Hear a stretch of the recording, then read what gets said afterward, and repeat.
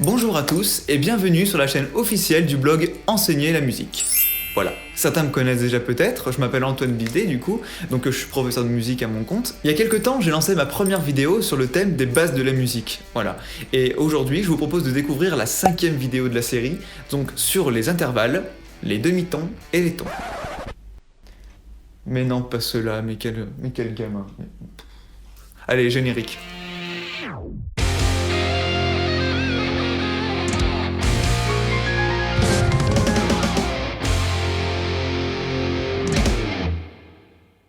Alors un intervalle, qu'est-ce que c'est? Alors on dit souvent que la musique ça a un rapport avec les mathématiques. Et bien effectivement, en mathématiques, quand vous avez un point fixe, vous avez un point justement, et quand vous vouliez relier deux points, vous utilisez ce qu'on appelle un segment. Et bien en musique c'est pareil. Un point va représenter une note, et un segment va représenter un intervalle. Donc en quelque sorte, un intervalle c'est une distance, comme quand vous faites la distance Paris-Pékin, voilà par exemple. Mais bon, ça vous maîtrisez tous, parce que dans la vie de tous les jours, on parle bien d'intervalles de temps, etc. quoi, voilà. Et donc voilà, pour commencer, on va parler de l'unité de mesure des intervalles, le demi-ton. Alors un demi-ton, c'est très simple. C'est la plus petite distance qu'on peut trouver sur un clavier de piano entre deux notes consécutives. Donc par exemple, si je vous fais un Do et un Ré, eh ben, ce sont deux touches blanches, mais entre les deux, il y aura une touche noire. Donc Do, Ré, ça sera pas un demi-ton. Alors oui, pour les plus forts d'entre vous, effectivement, c'est un Do dièse ou un Ré bémol. Voilà, vous avez le choix, c'est la même chose. Monsieur, vous avez choisi votre plat? J'hésite entre le Do dièse et le Ré bémol, du coup je sais pas trop ce que c'est, voilà. Et vous me proposez quoi? Eh bien, les deux sont bons, alors je peux vous proposer les deux au même tarif. Ah bah dans ce cas-là, c'est très bien, hein, oui, je vais prendre les deux alors, hein, oui, très bien. Vous inquiétez pas, il délire un peu. Pas de problème, toi. Bon, donc tout ça pour dire que, en fait, le demi-ton, ça sera pas Do, Ré, mais Do, Do dièse, ou Do, Ré bémol, comme vous voulez, voilà.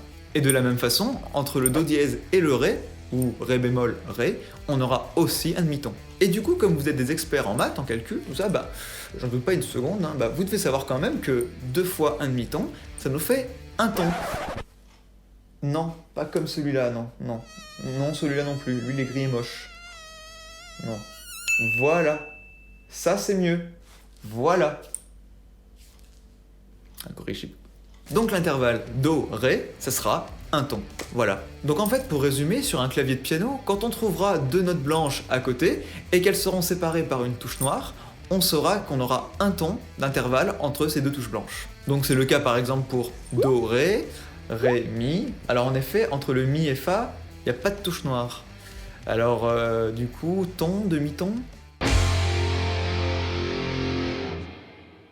Notre règle, elle nous dit que deux notes consécutives, elles auront forcément qu'un demi-ton entre elles. Alors du coup, on n'a pas mentionné ni touche blanche ni touche noire, donc ça mélange tout. Et en effet, le Mi et le Fa sont vraiment juste à côté, il n'y a rien entre les deux, donc Mi-Fa, c'est un demi-ton. Voilà. Et comme elle n'implique aucune note altérée, on va appeler ça un demi-ton naturel. En comparaison à un intervalle comme Do, Do dièse ou Ré, Ré dièse, où justement là, dans l'une des deux notes, on aura une note altérée. Et donc là, ce seront des demi-tons non naturels, enfin voilà, des demi-tons basiques. Et donc du coup, on trouve deux demi-tons naturels dans une gamme de Do majeur, par exemple. Do, Ré, Mi, Fa, Sol, La, Si, Do. Et bien, je vous le donne en mille, on a le Mi, Fa qui est un demi-ton naturel, et le Si, Do qui en est un autre. Donc si on peut restructurer notre gamme, on aurait Do, Ré, un ton, Ré, Mi, un autre ton, Mi, Fa, demi-ton, Fa, Sol, un ton, Sol, La, un ton, La, Si, un ton, et Si, Do, un demi-ton. Ce qui nous donne deux tons, un demi-ton, trois tons, un demi-ton. Voilà. Mais tout ça, on en parlera dans une prochaine vidéo sur la gamme, justement. Voilà. Mais gardez bien ça en tête parce que c'est important pour la suite. Et donc voilà, donc cette vidéo touche presque à sa fin, donc elle était assez courte par rapport aux autres d'avant, mais du coup elle va servir un petit peu d'introduction à plusieurs chapitres. Donc d'abord à la gamme, comme je viens de vous le dire, et ensuite aux intervalles de façon générale. Et en effet, comme je vous ai dit au début de la vidéo, le demi-ton constitue l'unité de mesure des intervalles. Alors, du coup, des intervalles, il en existe plusieurs, forcément.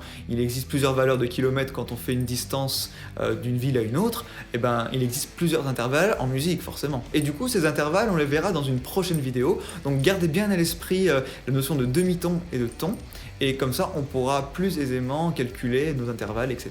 Je vous expliquerai tout en détail, c'est promis. Sur ce, n'hésitez pas à liker cette vidéo si elle vous a plu, à me laisser un petit commentaire pour me dire ce que vous en avez pensé, et puis abonnez-vous si vous l'avez toujours pas fait, en activant bien sûr la petite cloche, comme ça vous êtes bien notifié à chaque fois qu'une nouvelle vidéo sortira. Et n'hésitez pas non plus à télécharger mon guide des bases de la musique au piano et à la guitare que je vous mets dans la description de l'article, qui vous permettra, de la même façon que ces tutos vidéo, un peu en complément, de comprendre tous les rouages de la musique de A à Z en solfège, voilà. Pour rien vous cacher, il fait 110 pages, voilà, donc vous avez un peu de lecture, mais pour vous dire qu'il est très complet, donc avec 90 pages réservées au solfège, 10 pages pour l'initiation au piano, et 10 pages pour l'initiation à la guitare, voilà. J'ai essayé de faire le plus complet possible, en abordant les deux instruments que je joue, du coup, et puis dont beaucoup d'entre vous qui me regardez jouent aussi chez vous.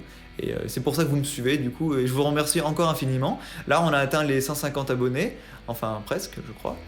Donc merci, c'est super, on continue, on lâche rien. Donc 5e vidéo, la prochaine fois, je vous parlerai de la gamme. Ciao les icos!